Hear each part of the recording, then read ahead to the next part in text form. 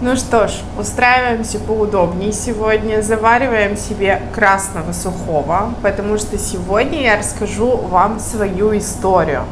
Такую историю, которую, если бы я услышала год назад, я никогда не подумала, что это может произойти со мной. Вот с кем угодно, да, у всех кто-то куда-то переезжает, у всех что-то где-то случается, но не со мной. Со мной такое просто невозможно, со мной этого не может произойти, да, но это все произошло, это уже состоялось и есть сейчас, и это, конечно, было, наверное, как в сказке, наверное, по этой истории можно будет написать книгу, и мне точно будет что рассказать нашим детям.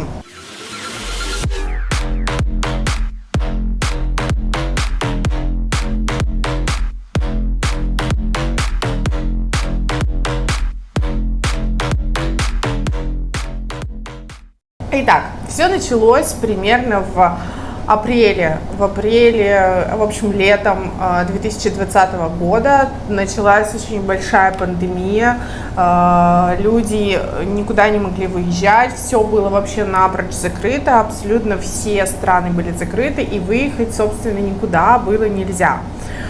Я на тот момент уже разводилась с мужем, то есть мы, в принципе, не общались, мы, можно сказать, только сожительствовали, и, ничего общего, да, то есть я думаю, что у многих в конце, наверное, отношений бывает такая ситуация, в общем, и у нас она тоже была. Я ничего не придумала лучше, как просто пойти на какие-то сайты знакомств и знакомиться с мужчинами, общаться с ними, там, с кем-то я виделась, встречалась, общалась 20 минут, понимала, надо мне это все или не надо и так далее. И так продолжалось, наверное, месяца два до одного прекрасного дня, когда я пришла к своему мастеру по маникюру. У меня на самом деле шикарная девочка, да, кто из Ижевска, можете мне написать в директ, и я вам дам контакт. Во-первых, она очень хорошо делает маникюр, а во-вторых, именно благодаря ей у нас совсем скоро уже будет свадьба. Так вот, я пришла, как всегда, на маникюр, да, и, как известно, наши мастера, там, у кого-то это парикмахеры, у кого-то это мастера маникюра, у кого-то это кто-то, может быть, еще, да, но это немножечко наши психологи, ну и, соответственно, она знала вот эту вот всю мою супер запутанную историю, что я там вот просто из последних сил бьюсь, ищу себе кого-нибудь подходящего, достойного на сайтах знакомств, причем у меня не было цели найти кого-то там поразвлекаться, я вообще изначально хотела семью, окей, она не получилась в первый раз, получится во второй, да, и у меня нету каких-то там предубеждений, что нужно отдохнуть, что нужно подождать, что нужно там вот сделать какой-то перерыв, мне ничего не надо, мне надо хорошую, нормальную семью, в которой буду счастлива я, и мой ребенок, и мужчина. Так вот, я прихожу и рассказываю ей вот все то, что происходит на этих сайтах знакомств, что там сидят одни придурки, что вот им все только всем одно и то же нужно и так далее. То есть я ей рассказываю, просто как не знаю, как другу, наверное, да, это все выкладываю ей вот на этом одном сеансе. Это все происходило, знаете, в течение 3 часов, потому что я пришла на маникюр и на педикюр одновременно. Ну и на что она мне говорит: Настя, ты просто не на том сайте сидишь. Вообще, как бы давно уже никто не пользуется Мамбой. Я на тот момент сидела в Мамбе. Все давно уже перешли на Тиндер. Давай мы тебя зарегистрируем в Тиндере и подыщем тебе там кого-нибудь подходящего. Я говорю, окей, давай зарегистрируем меня в Тиндере. Для тех, кто не знает, что такое Тиндер. Тиндер — это такая площадка, в которой невозможно, например, начать диалог с каким-то мужчиной, если у вас нет взаимной симпатии. Что такое взаимная симпатия? Это когда вы смотрите в телефон и, допустим, свайпаете либо вправо, либо влево. Если вы свайпаете вправо, он, значит, вам нравится. Если вы свайпаете влево, значит, он вам не нравится, этот мужчина. Так вот, она меня там зарегистрировала. Я помню, что я заплатила где-то 99 рублей за какую-то подписку. за то, чтобы никто не видел мою геолокацию, или наоборот, чтобы выставить правильную геолокацию. И она меня спросила: ну давай, скажи мне, куда ты хочешь съездить отдохнуть. И знаете, на тот момент я никогда в жизни не была в Европе, я путешествовала довольно-таки часто, я ездила каждый год или 2 раза в год, но это были в основном азиатские страны, это, знаете, такой, ну, немножечко другой отдых, да, и мне очень хотелось в Европу, очень давно очень хотелось в Европу, и для меня каким-то таким интересным казалась Италия, потому что вообще у этого государства, да, такая определенная форма, ну и все такое. То есть я прям показала, я говорю, я вот хочу вот сюда, вот прямо к каблуку, прямо вот в Италию. И я показала место ровно у моря, да, ровно где я сейчас на самом деле нахожусь. Ну и все, и спокойно мы с ней пошли делать дальше педикюр. И мне, разумеется, мне начал Тиндер показывать разных мужчин. Я не знала, что если ты свайпаешь влево или ты свайпаешь вправо, то ты как бы выражаешь свою симпатию или не симпатию. Я просто их всех пролистывала и листала всех их вправо. Соответственно, я дала всем добро на то, чтобы они мне писали. И тут просто начался вообще шквал, там мне писали очень-очень много, очень постоянно, вот бесконечно, вот, представляете, что такое бесконечно? И вот дня 3, наверное, мне постоянно писали разные мужчины, естественно, они писали мне на итальянском. Я им прямо таки говорила, что я из России, я не понимаю итальянский, если ты хочешь со мной пообщаться, там, ты можешь для меня переводить, я точно ничего не буду переводить, чтобы там понимать тебя. Окей, и примерно 70% вот этих мужчин у меня, разумеется, диалог не получался, потому что у нас были просто разные языки. Ну и вот мой мужчина, он стал первым, кто начал для меня все переводить, начал со мной общаться, начал там, задавать мне какие-то вопросы, и мы начали, и потом уже весь этот диалог, разумеется, перешел в WhatsApp. Мы начали общаться, и я напоминаю, да, было закрыто вообще все, то есть попасть в Европу было практически невозможно, я даже не могу сказать практически, было абсолютно невозможно. Более того, у меня никогда не было визы, то есть у меня не было какой-то визы, которую я открывала там давно-давно, в мохнатых годах, и она у меня, возможно, бы действовала сейчас, у меня даже не было такого. Ну и мы начали с ним общаться, это было достаточно интересно, то есть и он постоянно, он до сих пор переводит для меня абсолютно любой текст в WhatsApp, и то есть, для того, чтобы было удобно мне, и для того, чтобы, и ему, видимо, это не очень сложно делать. Через какое-то время он предложил мне прилететь в Италию, конечно же, я согласилась, да, кто в этой ситуации откажется, да, то есть я, естественно, согласилась и поехала делать первым делом визу. Первую свою визу я сделала в Грецию. И, соответственно, наивно, да, полагала, что я в самый разгар коронавируса, в самый разгар вот этой всей пандемии, когда абсолютно все закрыто, проеду через Стамбул в Италию с греческой визой. Так не бывает. По крайней мере, тогда у меня это точно не получилось. И первый наш опыт, первая наша встреча была достаточно, знаете, как я бы сказала, она была достаточно дорогостоящая, да, потому что ему пришлось купить огромное количество билетов, на рейсы, на которые постоянно отменяли, то есть он покупал в одно направление, там, например, в Швейцарию, его отменили, покупал в другое направление, его отменили, и очень много денег он на это потратил, да, ему, конечно, вернули все, но, тем не менее, в тот момент это была достаточно стрессовая ситуация. И вот тут появляется совершенно случайно рейс прямо в Неаполь, прямо в Италию, прямо рядом с его домом, да, куда, собственно, мне и нужно было.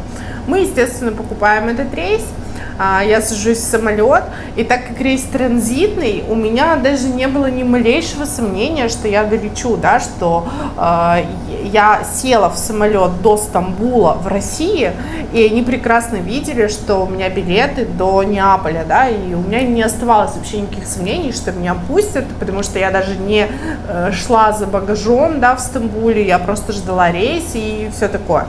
Я приезжаю в Стамбул, классный аэропорт, я сижу, жду. И просто у самого самолета меня разворачивают и говорят: девушка, вы не сможете попасть на рейс, потому что у вас нету на этого основания. У вас чистая виза, у вас греческая виза, и она чистая, без въездов. То есть вы ни разу никуда не ездили, да, а тут вы хотите с греческой, да еще и в Италию, да еще и через Стамбул. То есть, ну, слишком много всего, да, не сошлось, и, соответственно, меня развернули прямо с рейса. Теперь представьте ситуацию в вашей голове, да, ну, вообще просто представьте вот эту ситуацию.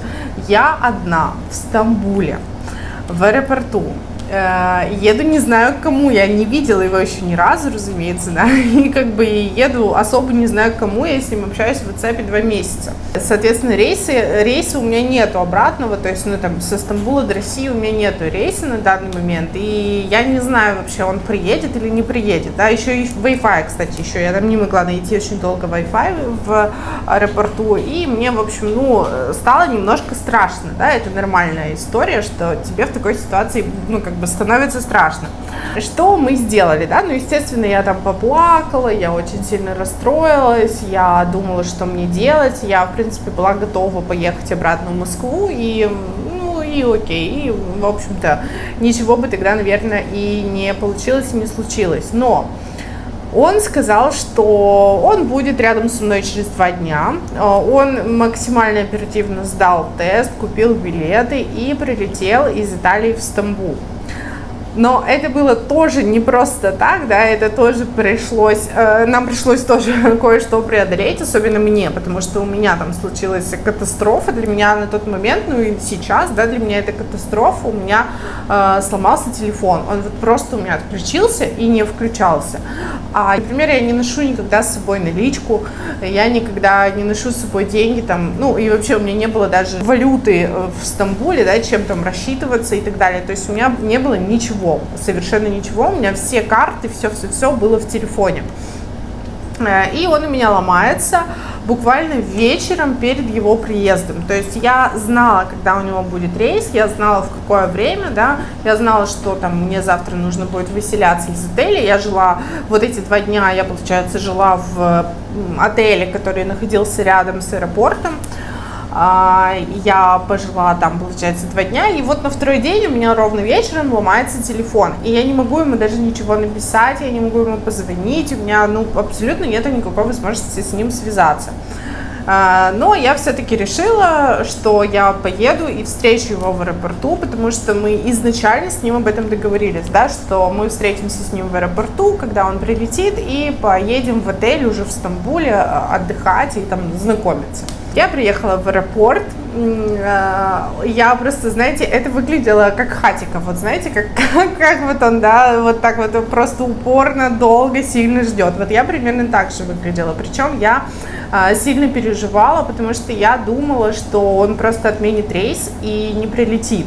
Ну, скорее всего, на его месте я бы сделала именно так, потому что, во-первых, я никогда не видела этого человека, во-вторых, она еще и мне не отвечает, да, ну, как бы, зачем мне ехать, может быть, это вообще какое-то все непонятное, да, там, выдуманное, причем очень много накручивали и его, и мои друзья. Мои друзья, конечно же, мне говорили, что меня сдадут там в рабство сексуальное, что я буду там, не знаю, какой-то там, короче, продадут меня каким-нибудь шейхам и так далее. Ему говорили, что я его разрежу на органы, сдам, короче, это все продам тоже куда-нибудь и так далее. То есть, ну, там очень много было всего вокруг, да, тем более все говорили, куда ты собралась, вообще пандемия, вообще там никто никуда не рыпается, не дергается, даже из дома не выходит, а ты поперлась в Италию, где сейчас, ну, максимально там всплеск, да, еще тогда, кстати, всплеск был именно в Италии, то есть именно в Италии была очень сильная концентрация этого всего.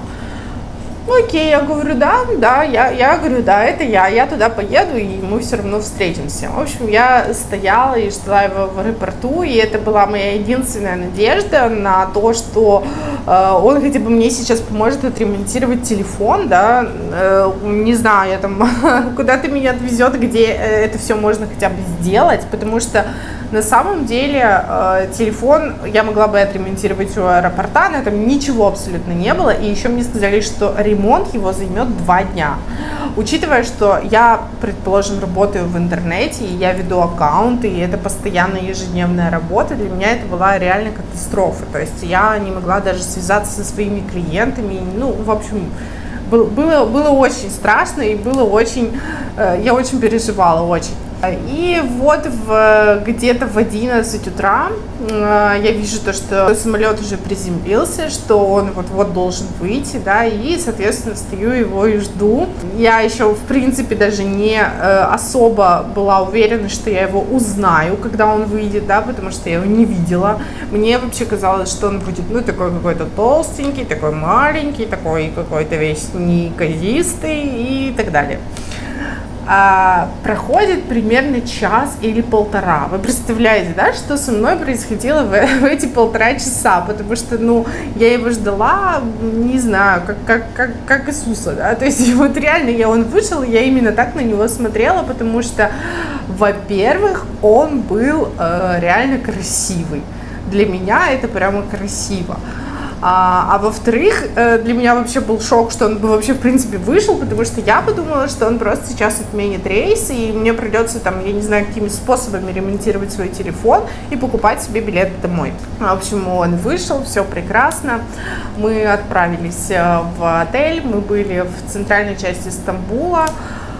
Мы поехали примерно на несколько дней, то есть, по-моему, в первый раз увиделись на 2 недели или на неделю, на 10 дней вроде бы. 10 дней первые, да, это вполне на самом деле достаточно, мы познакомились, мы немножко лучше друг друга узнали, там вообще хотя бы посмотрели друг на друга, да, и все окей, мы вернулись по своим городам. Естественно, не прекращая общаться, да, то есть мы там очень сильно, очень много переписывались в WhatsApp, мы созванивались постоянно, и вот, то есть это было каждый день, все эти доброе утро, все эти спокойные ночи и так далее.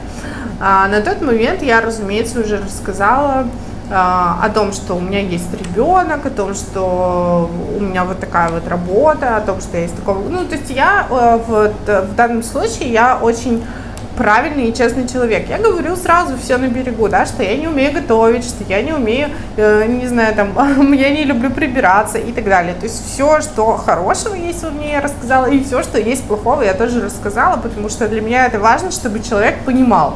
Следующая наша встреча, она уже была летом, чуть-чуть попозже, да, потому что я изначально, ну, вообще изначально мы планировали, там, я с мамой и с дочкой, мы планировали поехать в Турцию в отпуск, и вот это была как раз следующая наша с ним встреча. Мы приехали с мамой и с дочкой в Бодрум, а он прилетел в Стамбул, и я, соответственно, из Бодрума полетела к нему в Стамбул, но это было совсем ненадолго, на 3 дня, по-моему, да, потому что мы с семьей отдыхали где-то недели 2, наверное, и вот на 3 дня или на 5 дней я улетала в Стамбул, мы снова с ним встретились, и уже в следующий раз мы с ним запланировали, конечно же, путешествие именно в Италию. То есть я первый раз в Италии была в конце 2020 года на Новый год. То есть мы изначально так планировали, чтобы я посетила именно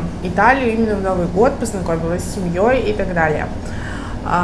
Было очень сложно сделать документы, если честно. То есть, ну, соответственно, да, после того, как мы 2 раза встретились в Стамбуле, мы приняли решение, что я лечу в Италию, а, соответственно, мне нужны документы. Документы – это самое сложное. То есть сначала мне пришлось ехать в Москву, подавать документы на визу, да, причем визу он нашел какой-то новый способ, буквально появившийся там летом, как раз летом, да, в самое нужное, необходимое время, летом 2020 года появилась новая виза по отношениям, когда у вас еще не зарегистрирован брак, но по отношениям вы можете приехать, ну, на какой-то там срок, да, там до 3 месяцев вы можете приехать к своему молодому человеку.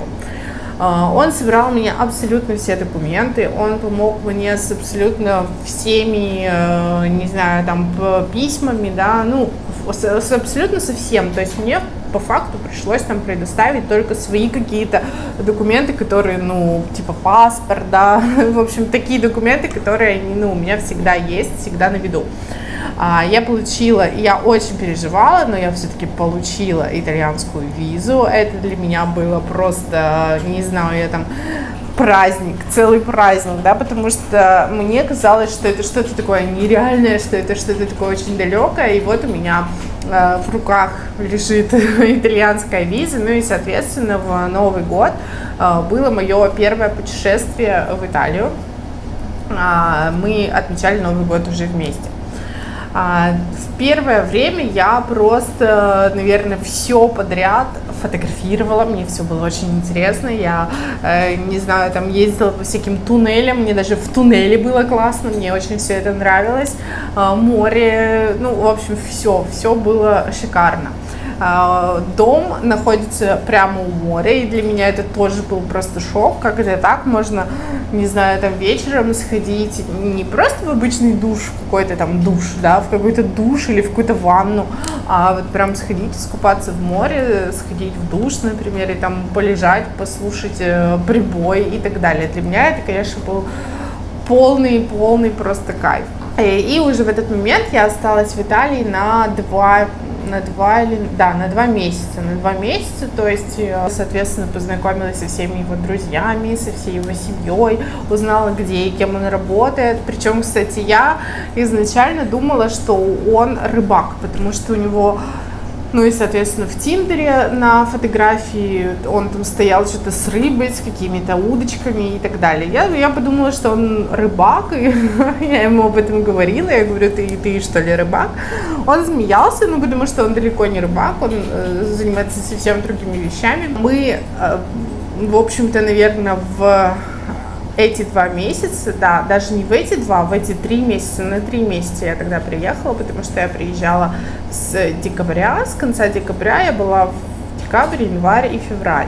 И вот на 14 февраля он сделал мне предложение, потому что много у нас было разных разговоров об этом. Ну, я вообще, на самом деле, не тот человек, да, который там очень долго думает, очень долго размышляет. У меня есть всегда 2 варианта. Это либо да, либо нет. Ну, другого быть не может. Я не вижу смысла тянуть там 6 лет, 5 лет. Я вообще люблю людей, которые быстро принимают решения. Я сама быстро принимаю решения и люблю таких людей. Да, это может быть не та сфера, где нужно было быстро принимать решения, но для чего нужно протягивать это все на несколько лет, тем более в такой ситуации, когда есть возможность видеться только 3 месяца, через 3 месяца, например. Это достаточно проблематично, и, в общем, мы вот приняли такое решение, и то я думала, что мы будем расписываться в конце года, то есть вообще я думала так, да, что он сделает мне предложение в начале года, а сама свадьба будет в конце года. И тут, когда я уже уехала обратно в Россию, я уехала в Россию, потому что в Европу можно приезжать только раз, получается, за 6 месяцев, только 3 месяца можно находиться в Европе. Ну, соответственно, у меня закончились уже эти 3 месяца, и мне нужно было 3 месяца сидеть в России однозначно. В эти 3 месяца мы тоже с ним встретились, мы ездили в отпуск с мамой и с дочкой в Турцию, и там он уже познакомился с моей мамой, с моей дочкой. Вот. И сейчас вот я, получается, приехала на следующие 3 месяца, и он уже сказал, что в эти 3 месяца мы точно женимся, потому что это невозможно. Но это действительно невозможно, вот так вот приезжать, ездить туда-сюда, особенно когда у тебя есть ребенок, это очень тяжело, без какого-либо понимания, что, например, ну, человек серьезно к тебе относится. Вот такая история, поэтому я, мне кажется, в раю. Я вам сразу могу сказать, что итальянские мужчины – это совершенно другие мужчины. Мне кажется, в мире нет нигде таких. Ну, либо мне такой попался. Я не подскажу, как там у других, да, но я точно вам скажу, что в России даже не даже не близко к этому. То есть у нас в России почему-то все что-то требуют от тебя, все чего-то от тебя хотят. Здесь все совершенно по-другому, и мужчины к женщине, естественно, относятся действительно как к женщине, а не как к чему-то второсортному, да, к чему-то очень глупому и так далее. То есть здесь тебя действительно уважают, и мой мужчина меня очень уважает и очень заботится обо мне. Для меня это, конечно, безумно важно, для меня это, наверное, стало основным, для меня это очень ценно. Запишу вам следующее видео о каких-то нюансах, каких-то, наверное, особенностях жизни здесь. Может быть, кто-то из вас тоже давным-давно грезит переездом в эту страну. Я расскажу, что здесь есть такого, чего вы, может быть, не ждали, да, чего вы, скорее всего, не ожидаете, и на что здесь нужно обратить внимание. Например, в документах, да, в получении документов на свадьбу или в получении документов на визу и так далее. Ну все, надеюсь, вам было интересно. До новых видео. Всем пока.